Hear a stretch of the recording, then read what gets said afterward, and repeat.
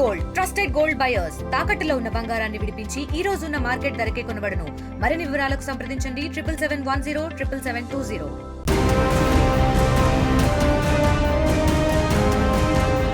తెలంగాణ ప్రజలకు సర్కార్ good news చెప్పింది. త్వరలోనే 30 లక్షల మందికి కొత్త రేషన్ కార్డులను మంజూరు చేయబోతున్నట్లు ప్రకటించింది. కాంగ్రెస్ ప్రజాపాలనలో పేదలకు పెద్దపీట వేస్తోంది రేవంత్ సర్కార్. ఈ నేపథ్యంలోనే రాష్ట్రంలో మరో 10 లక్షల కొత్త రేషన్ కార్డులు పంపిణీ చేసేందుకు కసరత్తు చేస్తోంది. క్యూఆర్ కోడ్తో 30 లక్షల మందికి రేషన్ స్మార్ట్ కార్డులను అందజేస్తుంది ప్రభుత్వం. బీపీఎల్ కుటుంబాలకు 3 రంగుల కొత్త రేషన్ కార్డు, ఏపీఎల్ కుటుంబాలకు గ్రీన్ కలర్ లో కార్డులను అందజేస్తున్నట్టు రాష్ట్ర పౌర సరఫరాల శాఖ మంత్రి ఉత్తమ్ కుమార్ రెడ్డి ప్రకటించారు. కొత్త ఫిజికల్ రేషన్ కార్డ్ ఇచ్చే ప్రక్రియ కూడా మొదలు పెడుతున్నాము.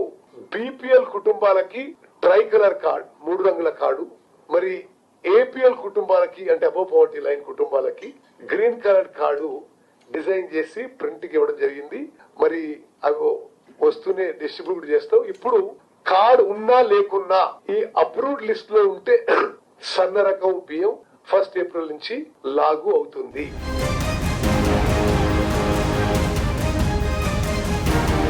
రాష్ట్రంలో ప్రస్తుతం 91,19,269 రేషన్ కార్డులు ఉన్నాయి. వీటి ద్వారా 2,82,77,859 మంది లబ్ధి పొందుతున్నారు. వీరితో పాటుగా కొత్తగా ఇవ్వనున్న మరో 10 లక్షల కార్డుల ద్వారా 30 లక్షల మంది పెరగనున్నారు. దీంతో మొత్తం లబ్ధిదారుల సంఖ్య 3.15 కోట్లకు చేరుతుంది. ఇక రాష్ట్రంలో ఉగాది నుంచి సన్నబియ్యం పథకాన్ని ప్రారంభిస్తోంది రేవంత్ సర్కార్. రాష్ట్ర వ్యాప్తంగా రేషన్ కార్డుపై ప్రతి ఒక్కొక్కరికి 6 కిలోల చొప్పున సన్నబియ్యాన్ని అందజేయనుంది. కొత్త సంవత్సరం సందర్భంగా మార్చి 30న ఈ కార్యక్రమాన్ని సీఎం రేవంత్ రెడ్డి ప్రారంభిస్తారు. ఆ తర్వాత ఏప్రిల్ 1 నుంచి రాష్ట్ర వ్యాప్తంగా సన్నబియ్యం పంపిణీ జరుగుతుంది. అయితే రాష్ట్రంలో రేషన్ కార్డులు ఎక్కడ ఉన్నా లబ్ధిదారులు తమకు ఇష్టం వచ్చిన చోట బియ్యం తీసుకునేలా ప్రభుత్వం అవకాశం కల్పిస్తోంది.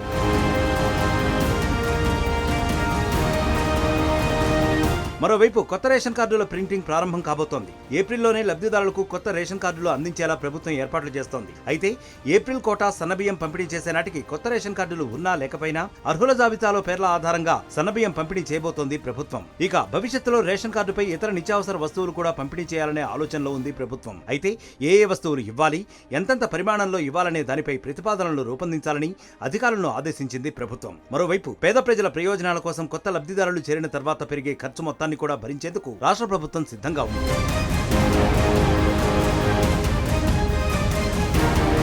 ప్రస్తుతం కేంద్ర రాష్ట్ర ప్రభుత్వాలు ప్రజా పంపిణీ వ్యవస్థ కోసం సంయుక్తంగా 10,665 కోట్ల రూపాయలు ఖర్చు చేస్తున్నాయి. కేంద్రం 5,489.5 కోట్లు, రాష్ట్రం 5,175.5 కోట్ల రూపాయలను భరిస్తోంది. అయితే కొత్త లబ్ధిదారులు చేరిన తర్వాత మొత్తం ఖర్చు 13,523 కోట్ల రూపాయలకు పెరుగుతుందని ప్రభుత్వం అంచనా వేసింది.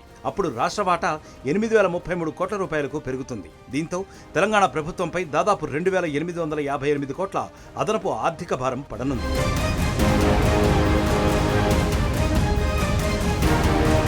మరిన్ని వీడియోస్ కోసం ఛానల్ ని సబ్స్క్రైబ్ చేయండి. లేటెస్ట్ అప్డేట్స్ కోసం వాట్సాప్ ఛానల్ ని ఫాలో అవ్వండి. అండ్ లింక్ డిస్క్రిప్షన్ లో ఉంది.